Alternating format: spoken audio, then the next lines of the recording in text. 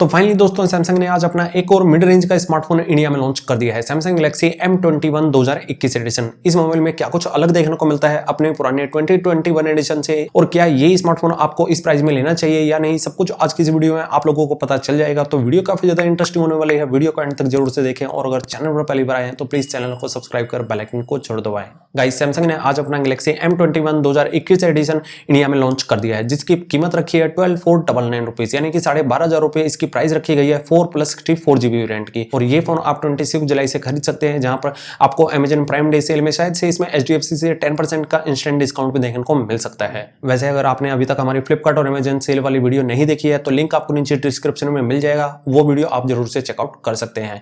इसके अलावा बात करें सैमसंग गैलेक्सी M21 की, तो इस स्मार्टफोन के लुक और डिजाइन की देखा जाए तो यहाँ पर इसके बैक में पॉलीकार्बोनेट बॉडी मिलती है, जिसमें कि हमें triple rear camera setup with fingerprint scanner मिल जाता है। अगर इसको कंपेयर करें इसके पुराने 2020 एडिशन से, तो यहाँ पर थोड़ा सा चेंज हमें देखने को मिलता है। इसके अलावा इसके फ्रंट में 6.4 इंच का full HD plus super AMOLED display देखने को मिलता है, जिसमें कि हमें यू शेप में वाटर ड्रॉप नॉच दी गई है। तो यहाँ पर डिस्प्ले क्वालिटी आपको काफी अच्छी देखने को मिलेगी, क्योंकि सैमसंग का फोन है तो सुपर AMOLED डिस्प्ले तो बनता ही था। बात करें अभी स्मार्टफोन के परफॉर्मेंस की, तो इसमें वही पुराना प्रोसेसर मिल जाता है हमें सैमसंग Exynos 9611। जी हाँ, ये 1.7 गीगाहर्ट्ज पर क्लॉक है, 10 नैनोमीटर ये टेक्नोलॉजी पर बेस्ड है। तो यहाँ पर परफॉर्मेंस वाइज आपको इतना कुछ खास नहीं मिलने वाला अगर आप गेमिंग वगैरह करते हैं, बट थोड़ी बहुत गेमिंग आप कर सकते हैं इसमें। डेली टास्क वगैरह के लिए ये फोन काफी अच्छा रहने वाला है। बट यहाँ पर सैमसंग को एटलीस्ट नया प्रोसेसर देना चाहिए था, ये काफी पुराना प्रोसेसर हो चुका है। वहीं बात करें इसके रैम और रोम की, तो इसमें 4GB RAM with 64GB storage देखने को मिलेगी, साथ में dual SIM with memory card भी लगा पाएंगे। और ये phone out of the box Android 11 with Samsung UI पर रन करेगा, जिसमें कि आपको कोई भी ब्लोटवेयर एप्स और एड्स वगैरह देखने को नहीं मिलते, क्लीन एक्सपीरियंस आपको मिलता है ना। बात करें कैमरा की, तो कैमरा इसके रियर में हमें 48 मेगापिक्सल का प्राइमरी लेंस मिल जाता है, 8 मेगापिक्सल का अल्ट्रा वाइड मिल जाता है और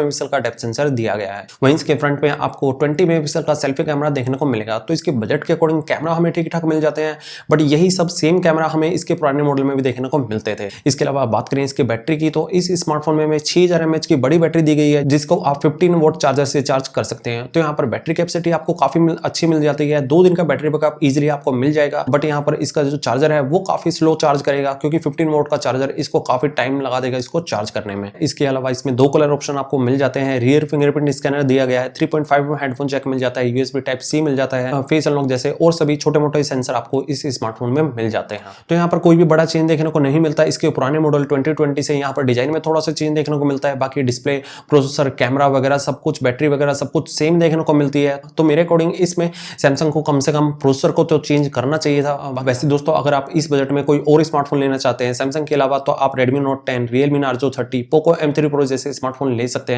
जो कि एक बेस्ट वैल्यू फॉर मनी रहने वाले हैं इस बजट में। वैसे अगर आप सैमसंग का ही स्मार्टफोन लेना चाहते हैं तो सैमसंग F22 फ्लिपकार्ट पर मिल जाएगा, जिसमें कि आपको super AMOLED display 90 hertz refresh rate दिया गया है, बट वहां पर फुल HD प्लस डिस्प्ले आपको नहीं मिलेगा। बाकी ओवरऑल फोन काफी अच्छा मिल जाता है, और सेल के दौरान आपको ये काफी अच्छी प्राइस में मिल जाएगा। बाकी आपका कोई भी सवाल और सुझाव हो तो प्लीज नीचे कमेंट करके जरूर से बताना। मैं मिलता हूं आपसे कोई ऐसे नई वीडियो में, तब तक लिए take care and good bye.